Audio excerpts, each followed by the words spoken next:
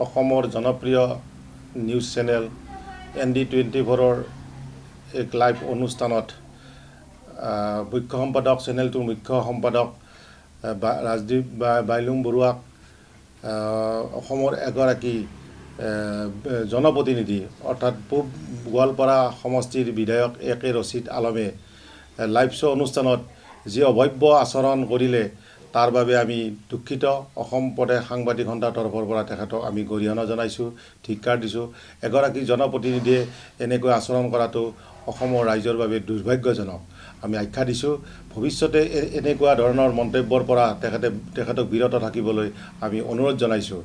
কাৰণ অসমৰ ৰাইজ শান্তিপ্ৰিয় ৰাইজ, অসমৰ ৰাইজে যিহেতু এগৰাকী প্ৰতিনিধিক বিধানসভালৈ নিৰ্বাচিত কৰে, গতিকে এগৰাকী জনপ্ৰতিনিধিয়ে নিৰ্বাচিত প্ৰতিনিধিয়ে এনেকুৱা ধৰণৰ আচৰণে আচলতে আমাক ভাবিবলৈ বাধ্য কৰায়। গতিকে তেওঁৰ দলে বিধায়কগৰাকীৰ বিৰুদ্ধে আগন্তুক সময়ত কি ব্যৱস্থা গ্ৰহণ কৰে সেয়া লক্ষণীয় হ'ব। প্ৰথম কথাটো হৈছে ক্ৰমাগতভাৱে সাংবাদিকৰ ওপৰত আক্ৰমণ, সাংবাদিকক অপমান কৰা কাৰ্য দিনক দিনে বাঢ়ি আহিব ধৰিছে আৰু এই কাৰ্যটো বিশেষকৈ ৰাজনৈতিক দল বা ৰাজনৈতিক নেতাসকলৰ পৰাই আৰম্ভ হৈছে। যিকোনো কাৰণত কোনো এগৰাকী সাংবাদিকক বেয়া ব্যৱহাৰ কৰা, আক্ৰমণ কৰা, অপদস্থ কৰা কাৰ্য সদৌ সাংবাদিক সন্থাই কোনো কাৰণত সহ্য নকৰে, নামানে।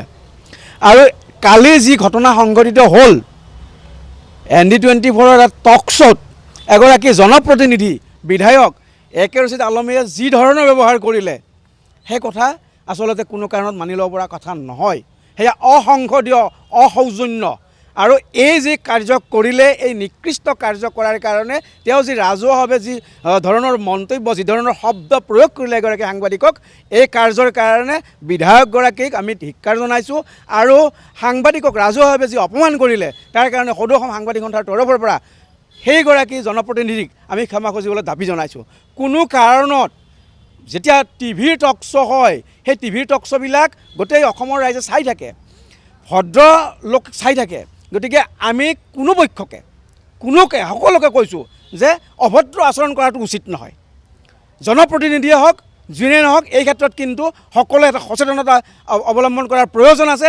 কোনো কাৰণত অভদ্ৰামী আচৰণ কৰাটো উচিত নহয়। আৰু পুনৰবাৰ কৈছোঁ যে এই যে সাংবাদিক আক্ৰমণৰ ঘটনা দিনক দিনে বাঢ়ি আহিছে, এই ক্ষেত্ৰত সদৌ অসম সাংবাদিক সন্থাই উদ্বিগ্নতা প্ৰকাশ কৰিছোঁ। আৰু কালি ৰাজদীপ বাইলুং বৰুৱাক যি ধৰণে আচলতে অপমানিত কৰা হ'ল, সেই কাৰ্য সঁচাকৈ নিন্দনীয়। আৰু পুনৰবাৰ সদৌ অসম সাংবাদিক সন্থাৰ পৰা এই কাৰ্যক ধিক্কাৰ জনাইছোঁ।